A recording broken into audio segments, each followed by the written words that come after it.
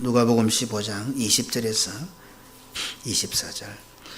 이에 일어나 아버지께로 돌아가니라. 아직도 거리가 먼데 아버지가 그를 보고 척은이 여겨 달려가 목을 안고 입을 맞추니 아들이 이르되 아버지 내가 하늘과 아버지께 죄를 지어사오니 지금부터는 아버지의 아들이라 일컬음을 감당하지 못하겠나이다 하나 아버지는 종들에게 이르되 제일 좋은 옷을 내어다 입히고 손에 가락지를 끼우고 발에 신을 신기라. 그리고 살찐 송아지를 끌어다가 잡으라. 우리가 먹고 즐기자. 이 내 아들은 죽었다가 다시 살아났으며 내가 잃었다가 다시 얻었노라 하니 그들이 즐거워하더라. 아멘. 탕자의 핵심은 아버지와 아들 사이의 거리입니다. 둘째 아들은 집을 나가므로 아버지와의 거리를 스스로 만들었습니다. 아버지와 거리를 했던 둘째 아들은 자신이 추구하던 세상에라도 붙어 살아보려고 했지만 결국 거기에도 붙어 있지 못하고 들로 보내어져서 그것과도 거리가 멀어졌습니다. 본문 15절에 가서 그 나라 백성 중 한 사람에게 붙여 사니 그가 그를 들로 보내어 같이 살지를 못했습니다. 거리가 생겼습니다. 맏아들은 집을 나가진 않았지만 항상 밭에 나가 있었습니다. 25절에 맏아들은 밭에 있다가 돌아와 집에 가까이 왔을 때에 두 아들들은 자진해서 아버지와 거리를 냈고 아버지와 멀어졌습니다. 실상은 하나님께서 범죄한 인간을 쫓아내심으로 거리가 생겼습니다. 창세기 3장 24절에 이같이 하나님이 그 사람을 쫓아내시고 에덴 동산 동쪽의 그룹들과 두루 도는 불칼을 두어 생명나무의 길을 지키게 하시니라. 하나님으로부터 쫓겨난 에덴 동산으로 돌아가고자 하는 것이 우리에게 있어서는 구원입니다.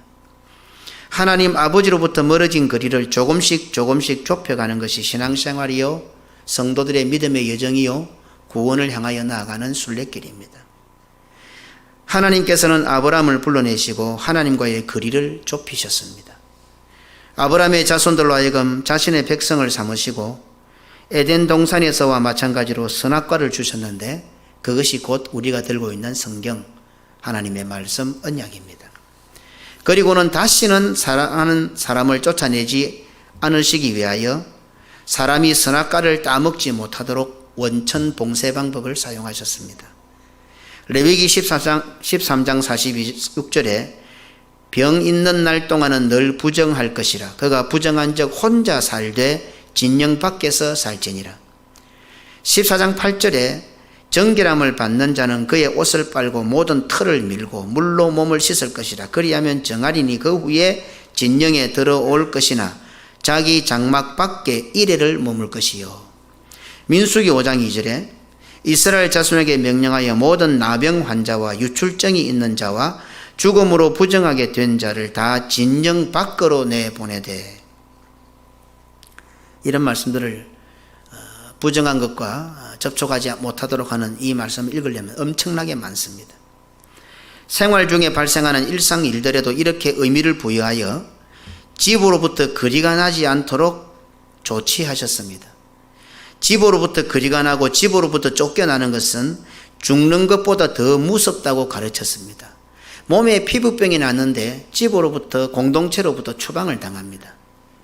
그러니 추방을 당하는 자체가 집으로부터 멀어지는 것 자체가 수치요 부끄러움이요 더 나아가 성경은 마치 부정한 것으로 아무 자기 잘못도 아닌데 어찌 보면 그죠. 하나님께서 왜 이런 법을 주셨겠습니까?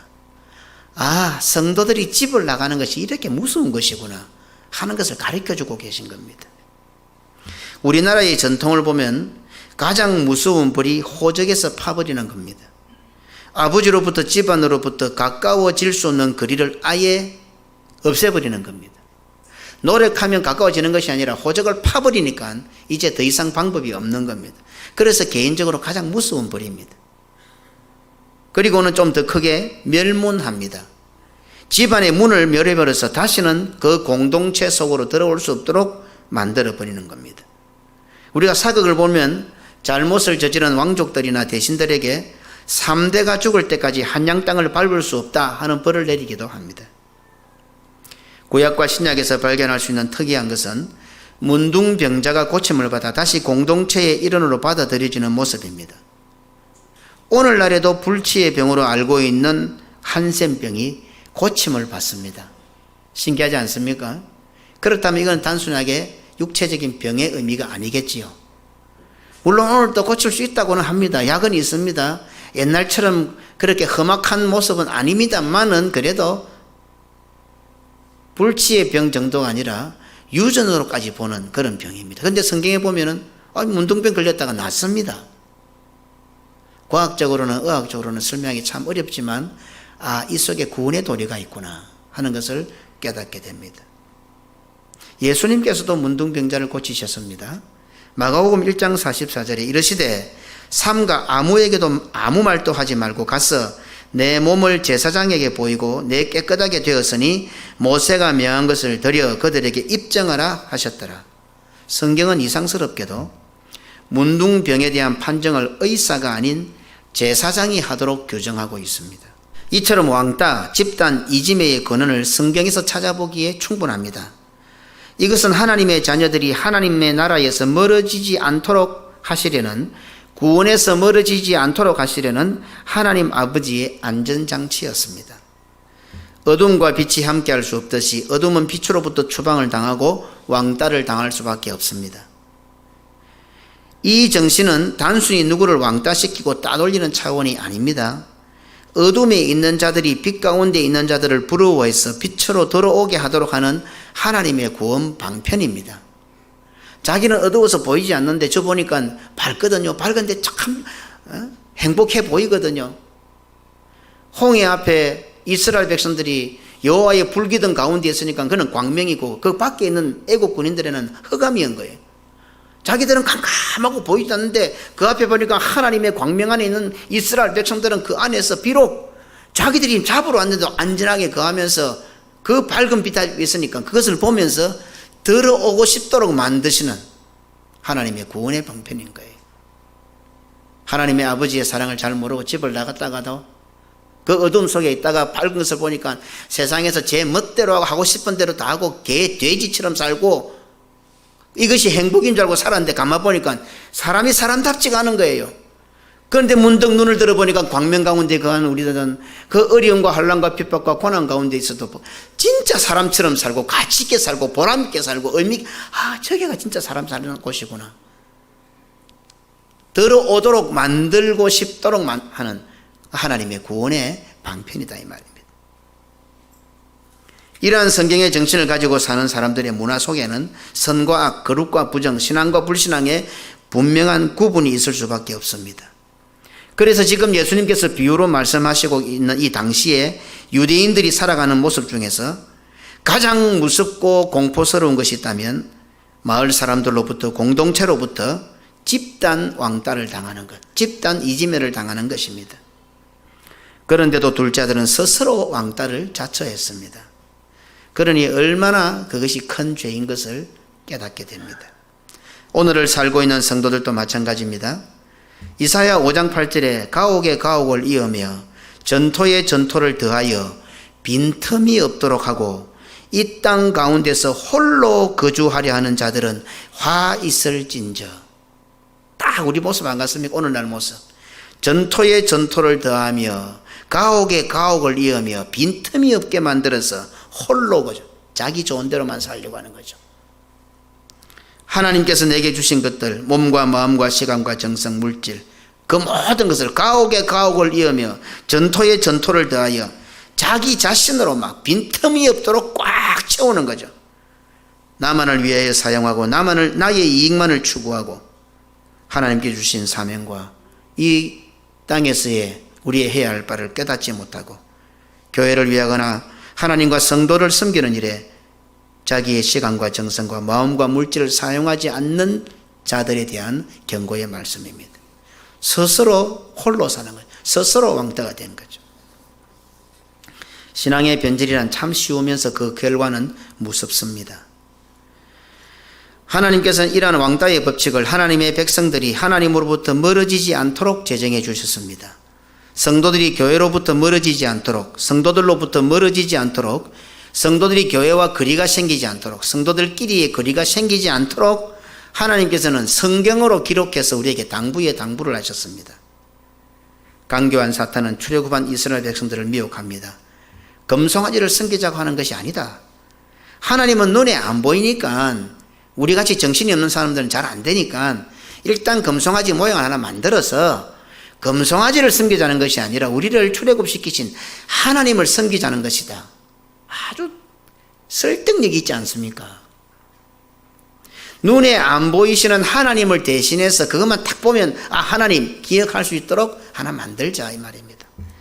그리고는 결국 하나님의 백성들 하여금 금송아지를 섬기게 만들었습니다. 사탄은 마찬가지로 교묘하게 이 왕따의 말씀을 사람과 세상에게로 접목시킵니다. 하나님은 왜 이 격리시키고 분리시키고 왕따시키는 법을 주셨는가 하면 우리와 하나님 사이가 멀어지지 않게 하시려고, 하나님의 백성들이 하나님의 백성이라는 그 공간에서 거리가 생기지 않게 하시려고 주신 법이란 말입니다. 그런데 사탄은 교묘하게 이것을 또 이용합니다. 하나님의 사랑으로 세상을 사랑해야 한다고 속삭입니다. 나와 세상을 사랑하는 것이 하나님의 사랑이라고 미혹합니다. 하나님은 사랑의 하나님이니까 모든 것을 인정하고 용납하고 나를 사랑하고 세상을 사랑해야 된다고 적용을 합니다. 궁극적으로 하나님과 세상은 절대로 가까워질 수 없습니다. 선과 악은 공존할 수 없으며 빛과 어둠은 결코 가까워질 수 없습니다. 그런데도 오늘날 교회와 성도들은 세상과 거리를 좁히려고 심려를 기울입니다. 하나님은 사랑이라는 아름다운 구호를 가지고 교회들은 대대적으로 세상과 가까워지기 위해서 최선을 다합니다. 아니, 그렇게 해왔습니다. 교회가 산 위의 동네라는 것은 옛말이 되어버렸습니다. 천성을 향하여 올라간다는 것은 내려놓은 지 오래가 되었습니다. 부담 없이 편하게 모든 것을 용납할 수 있는 사랑으로 얼마나 구호가 좋습니까? 그러니 세상이 가만히 있어도 굴러 들어올 수 있도록 아예 교회 문지방을 콱 낮춰버린 거예요. 교회는 하나님을 향하여 올라가는 곳입니다. 부단히 등산 좋아하지요. 등산만 하지 마시고 등산할 때마다 하나님을 향하여 천성을 향해 올라가야 되는구나. 그래서 사람들이 건강 때문에 등산하는 것이 좋은지 모르다가 어쩌면은 우리의 그 본질 속에 본능 속에 우리는 이 땅의 백성들이 아니라 하나님 안에서 가도록 만들어 놓으니까 그 힘들어도 등산을 좋아하는지 몰라요. 나 등산 좋아하는 사람 이해를 못 하겠더라고. 세발 이상 걷는 게 얼마나 힘든데 비싼 밥 먹고 왜 땀을 뻘뻘 흘리면서 기 올라가는지 내장. 안 그래요? 차 타고 올라가고 비행기 타고 오면 너무 편한데. 좋대요. 막 비싼 신발하고 짝대기 짚고 땀을 숨을 어때? 아유 좋다고. 뭐 좋기는 뭐 돈 준다고 해보세요. 할란가 아무도 안 할 건데 그거. 이 사람의 본능 속에 기 올라가는 거예요. 이 땅에 코를 쳐박고 사는 인생이지만 사람답지가 않은 거예요. 올라가서 먼 산에서 산꼭대 올라가서 야호 외치고. 왜? 뭔지는 모르는 거예요. 근데 우리는 알 수 있잖아요. 하나님이 계시니까 천성을 향해서 올라가는. 교회는요, 하나님을 향해 올라가는 천성이죠. 하나님을 향해 올라가는 곳이에요. 그런데 어떻게 해서 아예 교회가 문지방을 다 낮춰버려요. 오만 사람들이 다 편하게 가만히 있어도 굴러 내려올 수 있도록 그런 교회로 만들어간 거예요. 교회 속에 들어와 있는 성도들조차도 교회는 세상으로부터 인정받고 세상으로부터 사랑받아야 한다고 목소리를 높입니다. 그런 교회가 좋은 교회라고 합니다. 저 멀리 산속에 있는 식당도 아무리 멀리 있어도 맘만 있으면 찾아온다고, 교회도 사람들이 찾아올 수 있도록 사람들에게 인정받고 사람들의 입맛에 맞추어야 한다고 오늘날까지 한국교회는 주장해 왔습니다. 그게 부흥의 비법이었습니다. 하나님과 멀어지는 것에는 별 관심이 없었습니다. 하나님에게 인정받는 것에는 관심이 없었습니다. 오늘 우리가 예배를 드리면서 하나님의 입맛은 어떠할지 생각도 안 합니다. 오늘 말씀 듣는 여러분들은 다 자기 입맛에 맞는가 그거 생각하고 있죠. 오늘 이 예배가 하나님 입맛에 맞겠어요? 오늘 우리 목사님 설교하는 것이 하나님 입맛에 맞을까? 그 생각해보고 그런 기도하고 말씀을 듣습니까? 우리에게 은혜가 되고 우리에게 위로가 되고 나에게 좋고, 물론 궁극적으로 하나님의 입맛에 맞으면 결국에 우리 입맛에 맞게 되어 있습니다. 하나님께서 기쁘시면 우리는 모든 기도의 응답이 나오게 되어 있습니다. 그런데 하나님께는 관심이 없는 거예요. 오늘 드리는 우리의 예배가, 오늘 드리는 나의 찬송과 기도가, 오늘 드리는 헌금과 정성과 물질이, 오늘 드리는 이 설교가 하나님의 입맛에 맞을까? 생각 자체가 없다는 겁니다. 생각 자체가. 오늘까지 평생을 예수 믿으면서도, 교회를 다니고 예배를 드리면서도 단 한 번이라도 예배 드리면서 오늘 내가 예배 드리는 예배가 하나님 입맛에 잘 맞을까, 하나님께서 맛있어 하실까 생각해 보셨어요? 사람으로부터 인정받기 위하여, 세상과 가까워지기 위하여 안간힘을 씁니다. 그러면서도 그것이 하나님을 사랑하는 것이라고 오늘날 한국교회, 세계교회는 금송아지를 만들었습니다. 오늘날 이것이 역전이 되어 이제 세상의 교회를 왕따시키고 있습니다. 그래서 교회들이, 성도들이 세상으로부터 왕따당하지 않으려고 오만 눈치를 다 보고 별별 수를 다 사용합니다. 참 서글픈 현상입니다. 그리고 악한 사탄은 이제 마각을 드러냅니다. 지난 1월 라오스에서는 한 교회가 주일 예배를 진행하던 중 갑자기 들이닥친 100여 명의 경찰과 공무원, 그리고 마을 사람들로부터 총까지 동원된 협박을 당해 예배는 중단되고 교회는 폐쇄되었으며 교회 신자들은 마을에서 쫓겨나기까지 하는 사건이 발생했습니다. 사라반주 타오일 지역의 카틴 마을이라는 곳에서 벌어진 일입니다. 종교 담당 공무원과 마을 촌장에 또 그 지역 경찰에까지 가세하고 15명의 자원한 마을 주민이 합세해서, 그리고 경찰관도 15명이 동원되어서 예배 중이던 48명의 신자들을 협박하여 예배를 해산시켰습니다. 교회라고 해봐야 지붕도 없는 공터이므로 해산하는 데는 별 어려움이나 충돌은 없었습니다. 당국자들은 신자들의 모든 소지품을 압수했습니다. 또 신자의 11집을 찾아가서 가재도구를 비롯한 모든 물품을 압수하고 이 가운데 6채는 아예 집을 부숴버렸습니다. 이들은 신자들의 머리에 총구를 대고 신앙을 포기할 것을 강요했습니다. 그리고는 이들을 모두 차에 태워 마을에서 6km 좀 떨어진 도로에 떨어뜨리고 돌아왔습니다. 이어서 마을 경찰서와 입구에는 이들의 명단과 함께 이들이 마을에서 추방되었다는 공고문을 붙였습니다. 공동체로부터 이제 왕따를 당한 거죠. 공고문에는 이들이 다시 마을로 돌아올 수 없으며 만약 마을로 돌아오면 발견 즉시 신고해야 된다라고 명시되어 있습니다. 현재 이들은 마을 근방의 숙소에서 별다른 주거 시설도 없이 하늘의 별을 바라보며 잠을 자야 하고 식사 공급도 받을 수 없기 때문에 야생 동식물을 잡아서 식사를 해결하고 있다고 합니다. 참 우리가 몰라서 그렇지 참 구석구석에 우리가 할 일이 참 많습니다. 라오스는 전체 인구의 67%가 불교도이고 1.5%만이 기독교인입니다. 라오스 헌법 6조와 30조에서는 기독교는 물론 모든 소수 종교인들의 종교의 선택 및 참여의 자유를 규정하고 있지만 실제로는 전혀 지키지 않고 있습니다. 일단 이들을 마을에서 완전히 추방한 후 사라반주 종교 담당 공무원들과 타오일 지역의 공무원들이 수시로 그들을 찾아가 신앙을 포기할 것을 설득합니다. 추방만 시키면 끝인 줄 알았는데 그래 놓고는 수시로 찾아갑니다. 그들은 신자들에게 성경은 그저 수많은 책 가운데 하나일 뿐이다, 여기에 목숨을 걸 필요가 있느냐고 회유합니다. 하지만 신자들은 성경은 단순한 책이 아니라 하나님으로부터 오는 선물이요 하나님의 말씀이요 구원의 책이라고 버티고 있습니다. 같은 마을의 당국자들이 기독교인들을 괴롭히는 것이 이번이 처음이 아니라고 합니다. 2008년도 7월 21일에도 당국자들은 약 80명의 기독교인들을 체포하여 구금하고 고문을 거하기도 했습니다. 당시 경찰은 이들을 마을의 한 학교에 가두고 오랫동안 음식물을 공급을 끊어버리고 그리고 신앙 포기각서에 서명하도록 강요했습니다. 신자들은 아이들이 힘들어하자 동요하기 시작했으며 결국 10가정은 신앙 포기각서에 서명하고 풀려났습니다. 나머지 신자들은 끝까지 버티다가 결국 마을에서부터 추방을 당했습니다.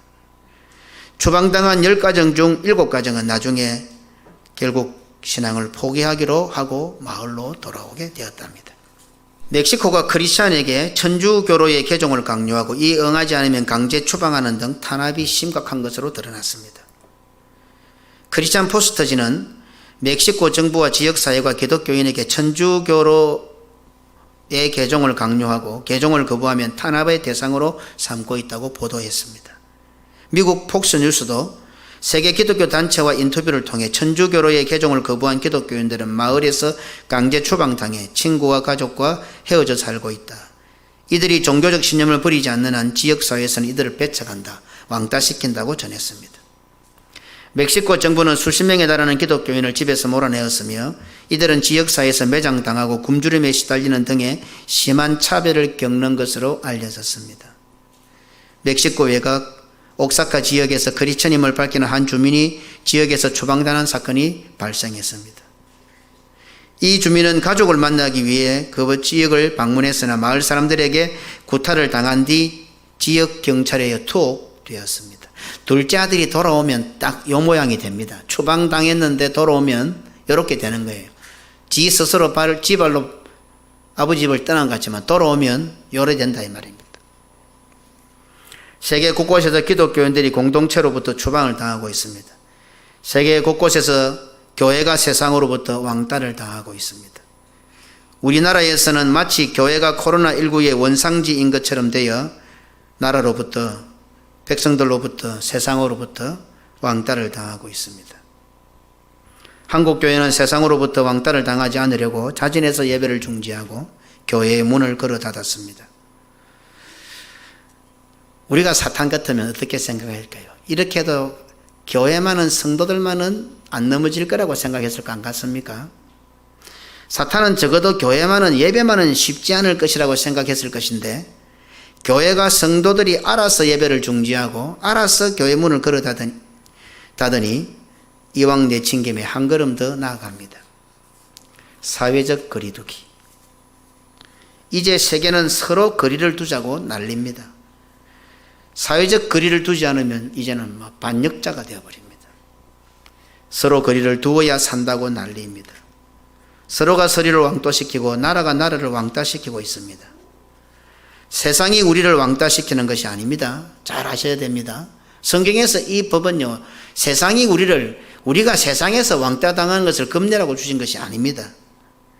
우리가 불신앙을 왕따시키고 우리가 부정한 것을 왕따시키는 법입니다. 물론 교회가 그렇게 하는 것은 교회로부터 왕따당하는 것이 구원에서 떨어져 나가는 것임을 알고 무서워하고 다시 교회로 구원으로 들어오라 하는 겁니다. 어둠에 있는 자들이 빛에 있는 자들을 보고 부러워서 나도 빛으로 들어가고 싶다 하는 마음이 생기도록 하기 위한 구원의 방편이란 말입니다. 그래서 세상은 교회를 왕따시켜 죽이려 하지만 교회는 세상을 왕따시켜 구원의 자리로 인도하는 법입니다. 잘 아셔야 됩니다. 오늘 권징이 뭡니까? 교회에서 시벌하는 시벌이 왕따시키는 겁니까? 아닙니다. 벌을 내려서 다시 구원의 자리로 돌아오게끔 만드는 것이 교회가 말하는 권징, 시벌입니다. 그런데도 오늘날 한국교회는 세계교회는 세상으로부터 왕따를 당하지 않으려고 자청해서 아버지를 떠나고 집을 나가 지금 둘째 아들의 길을 걷고 있습니다. 영상예배, 가상공간에서의 예배, 천국을 영상으로, 천국을 가상공간의 세계로 하나 되라는 하나님의 방법을 노골적으로 무시하고 있습니다. 한 몸이라는 구원의 방법에 대해 대놓고 대항합니다. 결론은 어떻게 됐습니까? 하나님과 거리가 자꾸 멀어져 갑니다. 이게 사탄의 술수입니다. 우리끼리는 싸웠고 뭐가 맞니 안 맞니 실컷 우리끼리는 싸웠는데 결국은 하나님과의 거리가 멀어지는 거예요. 사탄은 우리 잘 되고 못 되고 별 관심 없습니다. 하나님과의 거리만 멀면 됩니다. 사실 사람이 에덴 동산에서 쫓겨난 후 사람의 노력으로 단 한 발자국도 하나님과의 거리를 좁히지 못했습니다. 하나님께서 쫓아내신 것 같지만 그 속을 들여다보면 끝도 없이 하나님 아버지께서는 집 나간 아들 향해서 그 거리를 좁히시려고 오시고 또 오시고 찾아오셨습니다. 둘째 아들이 집으로 돌아왔을 때 마을의 원로들이 둘째 아들에 대하여 어떤 조치를 취할지는 자명한 사실입니다. 아버지가 돌아오는 아들이 반가워서 달려갔을 수도 있지만 그것보다 더 중요한 사실이 하나 있습니다. 돌아오는 아들이 목숨을 잃을 수 있는 상황입니다. 동네 사람들이 돌을 들어 아들을 향해 던지는 것도 무방한 상황입니다. 사실 돌아오는 아들도 그 사실을 잘 알고 있습니다. 그러니 아들이 살아날 수 있는 유일한 길은 아버지밖에 없습니다. 그래서 그 다음 성경에 보면 아버지가 달려와 아들을 목을 안고 입을 맞추고 그냥 좋아서라기보다도 어쩌면 보호의 이 모습입니다. 어느 누구든지 돌을 들어서 아들을 향해 던져도 무방합니다. 그런데 아버지는 쭉 쫓아와가지고 아무도 알아보기 전에 달려와가지고는 아들의 목을 안고 딱 앉습니다. 아버지가 안으니까 돌을 던질 수가 없죠. 다음 시간에 한번 살펴보겠습니다. 아버지와 거리가 멀면 멀수록 위험은 더 큽니다. 아버지와 거리가 가까우면 가까울수록 위험에서 구출될 가능성이 큽니다. 우리의 신앙과 믿음의 삶에서 하나님 아버지와 거리가 멀어지면 죽습니다. 죽을 수 있습니다. 나는 지금 누구와 거리가 먼 것 같습니까? 나는 지금 누구와 거리가 가까운 것 같습니까? 하나님과 우리 사이에 거리가 생기면 그냥 거리가 있는 게 아니라 그 안에는 반드시 사탄이 있습니다. 그러면 하나님과 우리가 거리가 멀어지면 누구와 가까워지겠습니까? 이제 신학기가 되었습니다.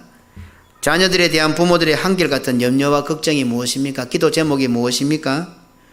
이제 신학기가 되어서 반이 바뀌면 좋은 친구들을 만나게 해달라고 기도합니다. 모든 문제의 원인은 자신의 자녀에게 있지 않고 바로 나쁜 친구에게 있기 때문입니다. 어떤 친구를 가까이 하느냐에 따라 내 자녀가 행복해지기도 하고 불행해지기도 합니다. 그렇다면 나는 지금 누구와 가까워야 하겠습니까? 혹시 하나님과 거리가 멀지는 않습니까? 교회와 거리가 멀지는 않습니까? 작년만 해도 내가 교회와 이렇게 안 멀었는데 어느 날 교회가 툭 멀어져 있지 않습니까? 목사님하고 내가 거리가 안 멀었는데 어느 날부터 목사님 한 번 보기가 참 어렵고 거리가 멀어져 있지 않습니까? 성도들끼리의 거리는 어떻습니까?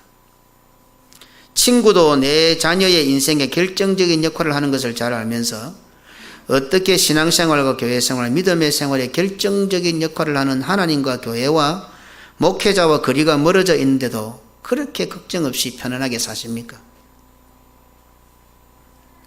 세상살이에 이웃과 소원해지고 거리가 좀 생기면 불편하기는 합니다. 그러다가는 아예 모르는 사람처럼 없는 사람처럼 살아도 됩니다. 70억이 넘는 인구 다 알고 사는 거 아니잖아요. 뭐 마음에 안 들고 뜻이 안 맞으면 모르고 살아도 되잖아요. 하지만 신앙생활은 거리가 생기면 그 사이에 사탄이 파고듭니다. 아니, 사탄은 없는 거리도 내려고 하고 없는 사이에도 비집고 들어오려고 합니다.